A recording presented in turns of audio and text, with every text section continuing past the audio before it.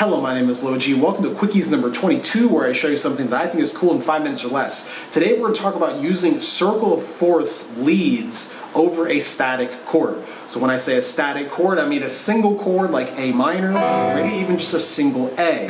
So what I mean by these circle of fourths leads are pretty much exactly what it sounds like. Circle of fourths, but in a lead context. If you're not familiar with what circle of fourths or circle of fifths, whatever you want to call it, if you're not familiar with what that is, very simple. You have a chord, let's say A major. You take that chord and then you move up a fourth from it and then play that chord. So up a fourth would be 1, 2, 3, 4, D. Then you move up a fourth from there, 1, 2, 3, 4, G. Move up a fourth from there, 1, 2, 3, 4, C. And you continue. Interesting thing about this is when you run that over and over again, you'll hit every single chord that exists in music until you return back to your starting chord. So if I just do all majors, check it out. A, D, G, C, F, B flat, E flat, A flat, D flat, F sharp, B, E, and then A. Right back to the beginning. So the interesting thing about this, when you approach this in a lead context, it really sounds like this moving progression, but you're not actually playing physical chords, you're playing only arpeggios. It's a really nice way to get a lot of color out of some very simple lines. So you can do this over a chord progression, but it might be a little bit hard because here's a chord progression and then here you are as a lead player playing another chord progression that's not the same. So it might sound a little bit too messy, a little bit too chaotic, but it does work really well over a single chord vamp, which is what we'll talk about here today. So when we do these leads, in my opinion, I think it's best to do these with just arpeggio 1, 3, 5, right? No scales, no large arpeggios, just 1, 3, 5, because the sound itself is so colorful, you don't have to try to make it more colorful, right? As long as you're moving through these arpeggios with just 1, 3, 5, let the sound kind of create the shape for you, or let the idea, let the movement create the shape for you. So let's go over a couple ways that we can approach this. There are 2 ways that you can approach it. One way kind of keeps you generally in the sound that you're playing. It's not going to sound too out of key. And the other way will kind of sound however you want. You can sound as out as you want depending on what you're looking for. So in my opinion, this is a really great way to kind of get started with it. Let's say we're doing this over A minor. Okay? If you go to the 4th of A minor and start the sequence there and play 4 chords worth, that will mostly sound generally in the key. So watch this. A minor, what's the 4? 1, 2, 3, 4, D. So I'm going to play D, then G, then C, and then F. All 4 of those chords generally work in the A minor context, so it won't sound that strange. But as I continue past those 4, then it will start to sound pretty out. I'll show you what I mean. I'm going to play those chords with A in the bass. You can hear how they interact with the A. Here's D, the first one. Sounds fine. Here's G, the next. Sounds fine. C, the next. Fine. F, the next. Now past here, it's going to sound pretty strong. B flat, E flat, right? A flat, D flat. Very, very out as I continue further past. So I'm not going to hit those chords yet. I'm just going to play the first 4. Remember, I'm playing over A minor, start the sequence up a 4th, on D, and all these chords major. D major, G major, C major, F major. It's going to be a nice little change. So let's find an easy way to play that, right?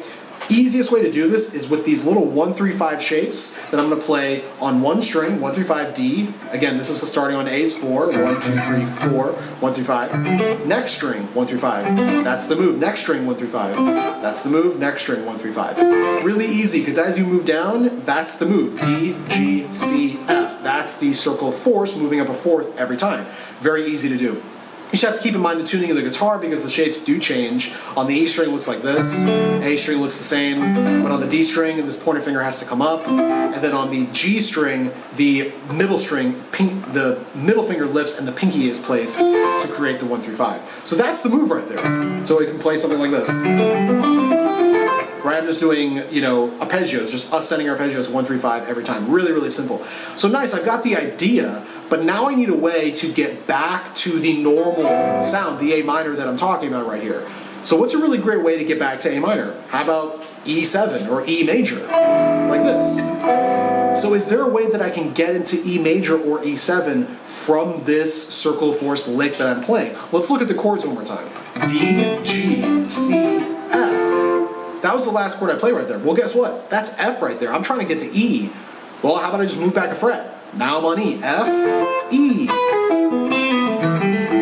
Now I'm on A, so I can maybe add that to the end of my lick as like a little bow tie to make it sound more complete. So I can play D, G, C, F, down to E, back a fret, and then resolve kind of however I want to do that. So that's a really nice way to make that move work. I can maybe do it down here, different position. D, G, C, F, E. Resolve, however you want to do it. So again, finding that F, which is the fourth chord of that sequence, go back a fret, now you're on the 5 chord, bringing you back to A. And the cool thing, this works for every chord. It doesn't matter what chord you're playing. Let's say if I'm doing this whole thing on C minor, that's my vamp.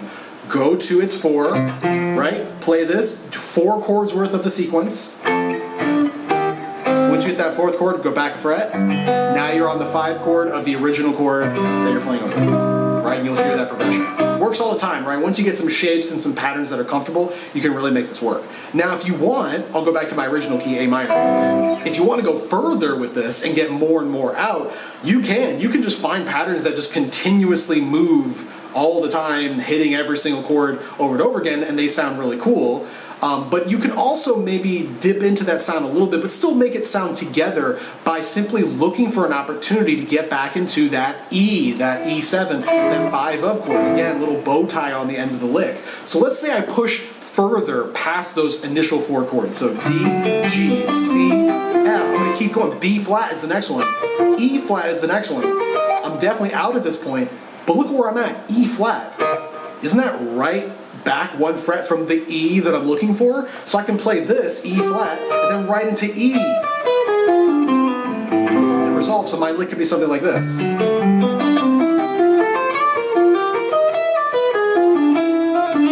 And then resolve somehow back to A, right? A lot of cool ideas you can come up with, and again, it's gonna sound out, but just for a moment, you hit that kind of out sound, find your way to get back into E7, or whatever transition chord you want to use. Doesn't have to be E7, can be a variety, and that will take you back to A. So yeah, of course, concept is, it's easier said than done. You definitely have to have some patterns, some shapes that will get you these sounds. But let's just go over a couple that I find to be really easy. This one I happen to find, I find this one to be very simple, especially if you want to move back like this. It's always on the same 3 strings, and you're constantly moving back this way. Here's the D, I'll start on that same chord, remember, vamping over A minor, starting on the 4, D in this case. Here's D, watch this, 1, 3, 5, little shape right here. You play arpeggio, ascending, descending. Next one, simply flatten your finger. That's the next chord in the sequence. That's G, right? Now do the same thing, back 2 frets. Here, flatten the finger. Back 2 frets. Flatten the finger. Back 2 frets. That will take you through that sequence, right? So you can run them however you want. And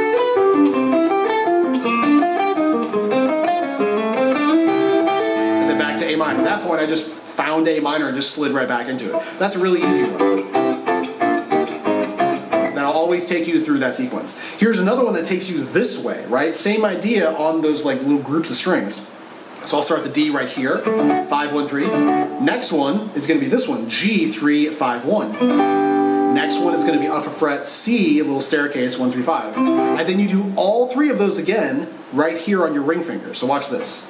Flatten your finger, next shape, flatten your finger where you just left off, do it again. All the way up as far as you want to go until you start back at the beginning, right? So that's another really easy one. You can, of course, come up with whatever patterns you want, whatever patterns you think are comfortable, that are, easy to play, that sound cool, that naturally lead into other licks that you're playing. Again, a lot of really cool sounds you can get out of it. You can make it sound pretty tame if you want, or you can make it sound real crazy depending on the sound you're going for. So to demonstrate this in action, I'm going to play a short little solo over a static A minor backing tracker, like A minor 6, kind of this sort of sound. And you'll hear me do this sound quite a bit, and it's very obvious when I'm doing it because it's a very obvious sound, a sound that stands out quite a bit. I am sort of maybe overdoing it a little bit in this solo, so if I was doing it in a normal, soloing context, I probably wouldn't do it as much as I'm doing it here, but I really wanted to hit this idea hard so you can really hear what it sounds like. So hopefully you enjoyed this track, this solo, and I'll see you guys in the next one.